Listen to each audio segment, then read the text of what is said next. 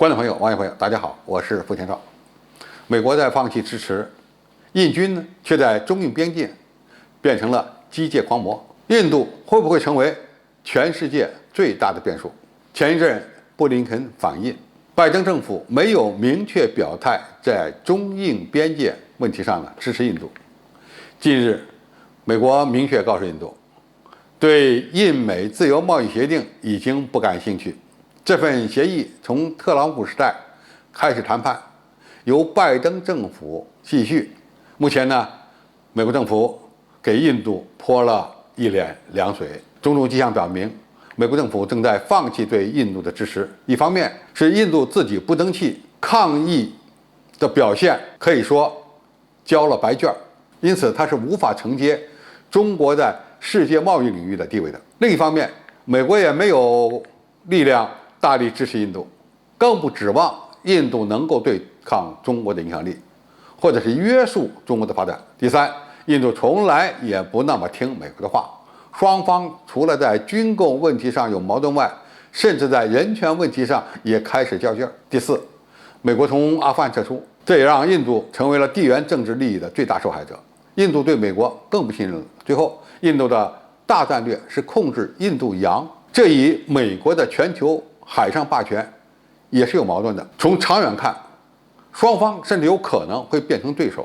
在中印边界地区，印度用几十年来从没有过的认真态度，变身为机械狂魔，正在大兴土木修建道路、营房和停机坪，以期为冬季的到来做准备。中印边境对峙谈判虽然有所进展，但是印度军队不服输的态度没有变，还想赢回一局。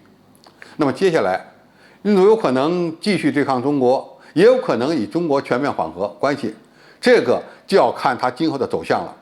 那么，印度与美国在安全问题上有合作，但是也可能呢与美国进行相应的讨价还价，甚至呢在经济领域发生对抗。中国没有把印度当成竞争对手，美国甚至看不上印度，但是印度依然非常自信，而且底气很足。印度拥有1亿精英，还有13亿贱民，它的领导层有非常大的野心和雄心，当然还有所谓的长远的战略规划。但是最大的难题是如何落实，能不能落实？莫迪政府现在推出了一个1万多亿美元的基建计划，虽然前后提了好几次，但是在实际推进时呢，却面临着一系列的困难，比如说没有钱、没办法征地等等。印度拥有庞大的人口、廉价的劳动力以及部分高素质的精英城，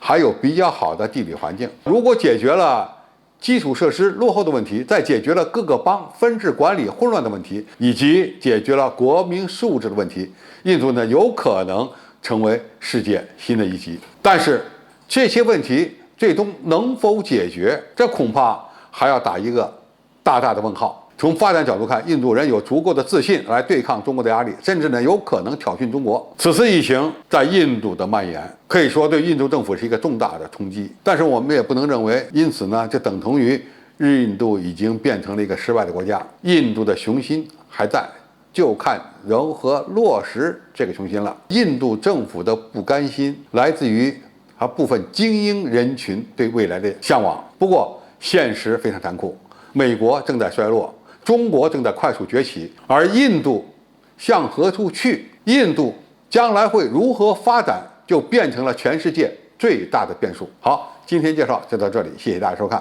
感兴趣的朋友，我们可以在下面的留言区留言交流讨论。我们下期再见。